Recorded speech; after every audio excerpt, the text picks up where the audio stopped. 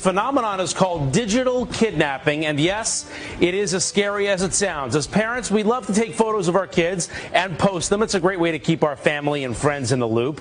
But now experts are issuing this new alert that bad guys are using our posts against us to track our children. This morning, you're about to see how they do it, plus the simple setting on your phone that you can change right now to protect your family. Your baby's hatching. From Facebook to Instagram, parents sharing their children's lives online.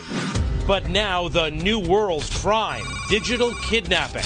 Predators stealing your kids' photos and spreading them online.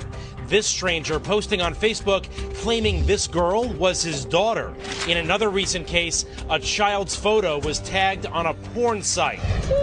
Turns out, most of us are putting our own families at risk, and we have no idea. Happy Thursday. You post all the time. Yeah, I like to post about the kids. That's Michelle and Reese. They think we're doing a general story about social media. What they don't know, back in Ohio, cyber safety expert Jesse Weinberger is poring over their social media pages, checking for private information. So what do you find here? Through Mom's Facebook account and everything that she's posted, I was able to find out husband's name, children's names. She has 2 children. I know their ages. I know their dates of birth. I know where they go to school. I have the address of the school. I have the name of the teacher. I know exactly which playgrounds they visit, how often they like to go to each playground. You were showing me a map where you're actually able to find out the path they take to school, how they walk and when. Right. It wasn't hard. But even scarier, she says our photos can have a hidden location signature embedded in them. Even if you don't tag the location, anyone can still find out where you are. What's the danger here? For example, I know that one of her children broke his leg. How easy would it for me to be to come up to the kid and say, oh, you don't remember me, but I was the nurse when you came to the emergency room. How's your leg feeling? Come with me. Come with me. Time for the moment of truth. Come have a seat right over here. I tell Michelle and Reese what we uncovered. We actually had a cybersecurity expert pour through your social media pages. And she put together a dossier on your children, on your family. Found out some pretty creepy stuff. I know your 2 sons are Oxford and Ozark. I know where they go to school. I know your route to school. That's scary.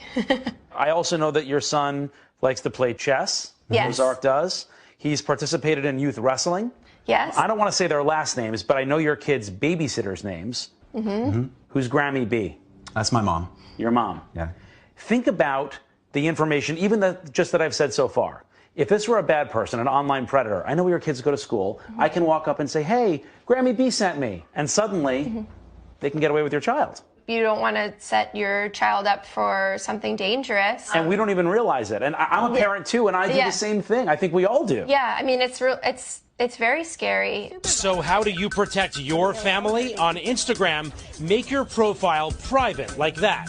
And on Facebook, click on Settings, then Privacy, and change right here from public to friends only. And go a step further. On Facebook, categorize your friends in terms of safety. Make separate groups for those you trust the most. And when you post, only share your kids' photos with them. And remember that hidden location feature in some photos? Go to your phone's privacy settings, the camera section, and make sure the location function is off. Also, never put your kids in your profile or cover photo. Those are always public. It's definitely a really good reminder for all of us to know there are people out in this world, and they're using that information to do bad things.